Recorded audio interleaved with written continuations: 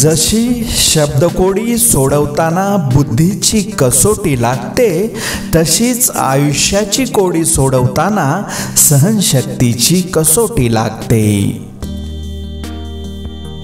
पावसाचे थेंब छोटे छोटे जरी असले तरी त्याचे सतत पडत राहणे हे एका मोठ्या नदीला जन्म देतात.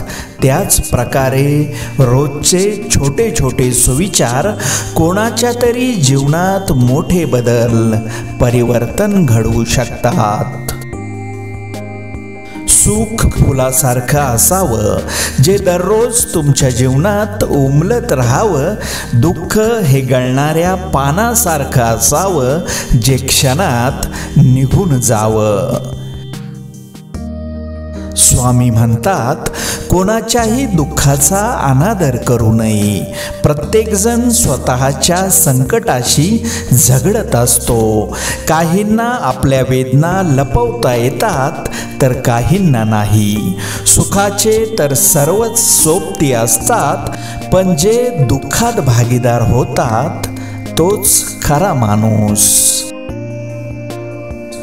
आयुष्य आनंदी ठेवायचे असेल तर स्वाद आणि वाद या दोन्हींचा त्याग केला पाहिजे. स्वाद सोडला तर शरीराला फायदा होतो आणि वाद सोडला तर संबंधाला.